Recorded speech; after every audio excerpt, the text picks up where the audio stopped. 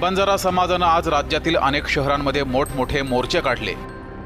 बीड, जालना, नांदेड आणि लातूरमध्ये बंजारा समाज रस्त्यावर उतरला। बंजारा समाज आजच्या घडीला विमुक्त जमाती प्रवर्गामध्ये मोडतोय।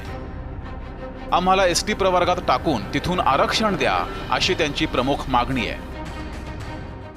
काळकुटे साहेब, आम्ही सुद्धा एसटीच आहे तिकडं।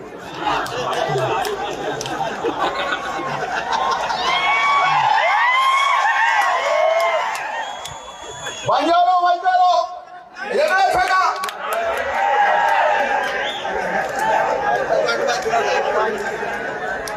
माझ्या कर्नाटकमध्ये, राजस्थानमध्ये आणि इतर अनेक राज्यांमध्ये या गोरमाटी समाजाला एसटीचं आरक्षण असेल तर महाराष्ट्र सरकार सुद्धा या बाबतीत विचार करेल आणि हा विचार करायला मी या ठिकाणी नक्कीच आपल्या सर्वांच्या सोबत आहे। बीडच्या मोर्चात तर खुद्द धनंजय मुंडे सहभागी झाले होते। मराठा आंदोलक गंगाधर काळकुटे यांनी देखील बंजारा समाजाच्या मागणीला पाठिंबा दिलाय। आदिवासी समाजानं मात्र त्यांच्या एसटी आरक्षणात बंजारा समाजाला वाटेकरी करण्याला ठाम विरोध केलाय। मोठ्या प्रमाणात विदर्भाच्या 11 जिल्ह्यामध्ये आदिवासी समाज मोठ्या प्रमाणात आहे। जवळपास महाराष्ट्रात प्रत्येक जिल्ह्यात ओरिजिनल आदिवासी समाज राहतो आहे आणि त्याच्यामुळे कोणी काहीही सांगितलं, कितीही सांगितलं तरी बंजारा समाजाला आणि इतर समाजाला आदिवासीमध्ये सामावून घेतले जाणार नाही।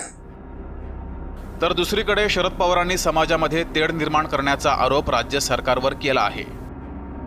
आज महाराष्ट्रामध्ये त्या समाजाची मागणी बंजारा समाजातून विजयंतीमधून सुरू झालेली आणि दुसऱ्या बाजूला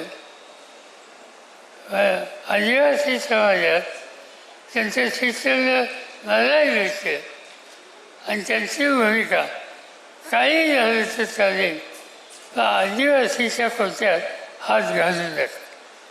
याचा अर्थ राज्य सरकार निर्णय असे घेतात की त्यांनी कर्तृत्ववादी समाजामध्ये विभागणी होईल आणि नेमकी ते स्थितीत आज या ठिकाणी दिसते।